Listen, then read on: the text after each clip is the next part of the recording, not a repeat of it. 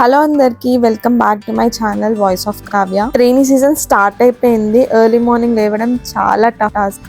ఈ సీజన్ లోనే మనకి ఎక్కడ లేని లేజినెస్ వస్తుంది. అబ్బా ఇంకొంచెం సేపు పడుకుంటే బాగుండేది అని అనిపిస్తుంది. ఇట్స్ ఓకే, పడుకోండి అని బానే చెప్తున్నావు.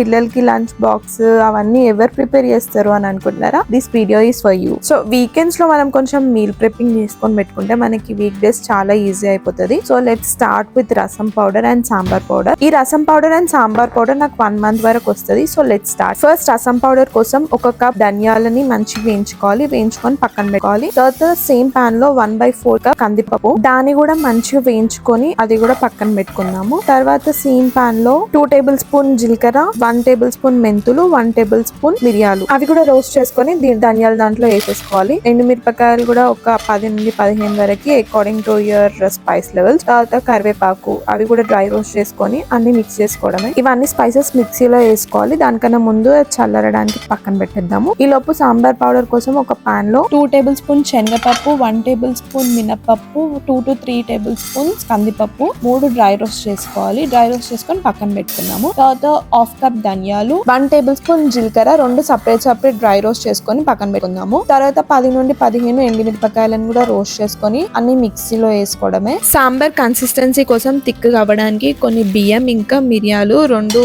వేయించుకొని దాంట్లోనే వేసుకుంటున్నా. అండ్ కావాలి అంటే కొంచెం కరివేపాకు కూడా వేసుకోవచ్చు, లేదు అంటే స్కిప్ చేయొచ్చు. It's completely optional. సో ఇది చల్లరడానికి పక్కన పెట్టేద్దాము. ఇప్పుడు సాంబార్ అండ్ రసం పొడిలో కొంచెం పసుపు ఇంకా కొంచెం ఇంగువ వేసుకొని 2 సపరేట్ మిక్సీలో పట్టుకొని ఎయిర్టైట్ జార్ లో స్టోర్ చేసుకోవచ్చు. ఇది నాకు 1 month వరకు వస్తుంది. ఈ పౌడర్ నేను ఫ్రీక్వెంట్ గానే యూస్ చేస్తా కాబట్టి చాలా ఫాస్ట్ గా అయిపోతుంది. లేదు మీరు ఫ్రీక్వెంట్ గా యూస్ చేయరు, అప్పుడప్పుడు యూస్ చేసుకోవాలి అనుకుంటే ఫ్రిడ్జ్ లో స్టోర్ చేసుకొని పెట్టుకుంటే ఎన్ని డేస్ అయినా ఉంటుంది.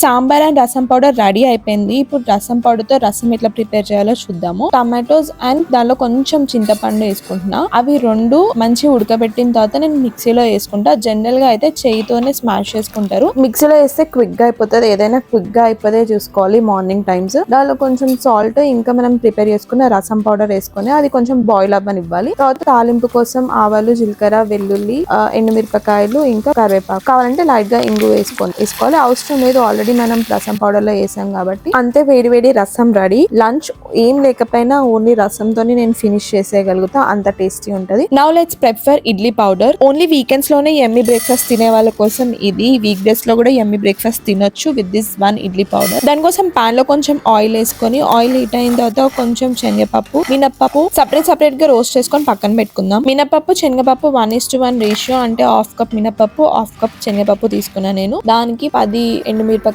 అండ్ 2 tablespoon నువ్వులు అన్ని సపరేట్ గా రోస్ట్ చేసుకొని, ఒక 5 నుండి 6 ఎల్లిపాయలు, 2 tablespoon పుట్నాలు, సాల్ట్ వేసుకొని మిక్సీ పట్టుకుంటే idli powder ready.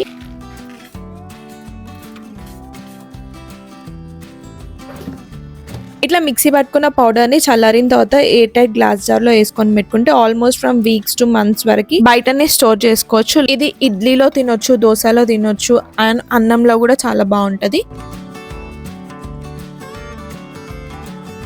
Now let's make palak puree. దానికోసం పాలకూరని మంచిగా వాష్ చేసుకొని బాయిలింగ్ వాటర్ లో బాయిల్ చేసుకోవాలి. ఎక్కువ బాయిల్ చేయొద్దు, 3 to 5 minutes బాయిల్ చేస్తే సరిపోతుంది. లేదు అంటే పాలకూర కలర్ చేంజ్ అయిపోతుంది. ఐస్ కోల్డ్ వాటర్ గానీ నార్మల్ వాటర్ లో గానీ బాయిల్ అయిన పాలకూరని వేసుకోవాలి. ఇది ఎందుకంటే కలర్ గ్రీన్ గానే ఫ్రెష్ గా అలానే ఉంటది. మీరు ఫ్రిడ్జ్ లో స్టోర్ చేసుకున్న నల్లగా అయిపోవడము అట్లా అవ్వదు. ఈ పాలకూరని కొంచెం వాటర్ లేకుండా పిండుకొని మిక్సీ జార్ లో వేసుకొని ఎయిర్ టైట్ బాక్స్ లో వేసుకొని స్టోర్ చేసుకోవడమే. కావాలి అంటే గ్రేవీస్ కోసం లైక్ పాలక్ పన్నీర్ అలా చేయాలనుకున్న వాళ్ళు కొంచెం అల్లము, వెల్లుల్లి ఇంకా పచ్చిమిర్చి, సాల్ట్ వేసుకోవచ్చు. కానీ నేను ఇది చపాతీలో కూడా యూస్ చేస్తా, అందుకని నేను ఏం వేయట్లేదు, జస్ట్ పాలకూర. ఈ పేస్ట్ 3 to 5 days వరకు ఫ్రిడ్జ్ లో స్టోర్ చేసుకోవచ్చు. ఎక్కువ రోజులు స్టోర్ చేసుకోవాలనుకుంటే ఐస్ క్యూబ్ ట్రే లో వేసుకొని డీప్ ఫ్రిడ్జ్ చేసుకుంటే ఎక్కువ రోజులు స్టోర్ చేసుకోవచ్చు. ఇది నేను చపాతీలోకి యూస్ చేస్తా, పాలకూర పప్పులోకి, ఇంకా చాలా రెసిపీస్ లోకి ఇది యూస్ చేసుకోవచ్చు. Now let's prepare chilli paste.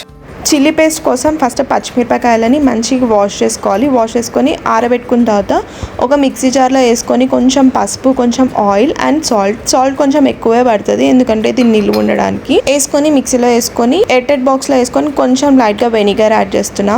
పచ్చిమిరపకాయలు రీప్లేస్మెంట్గా ఇది యూజ్ చేయొచ్చు. పిల్లలు ఉన్న వాళ్ళ కోసం ఇది చాలా హెల్ప్ అవుతుంది. జనరల్గా కర్రీస్లో పచ్చిమిరపకాయలు ఏరేసి పెడతాం కదా లంచ్ బాక్స్, అదే ఈ పేస్ట్ చేసేస్తే అవసరం లేదు.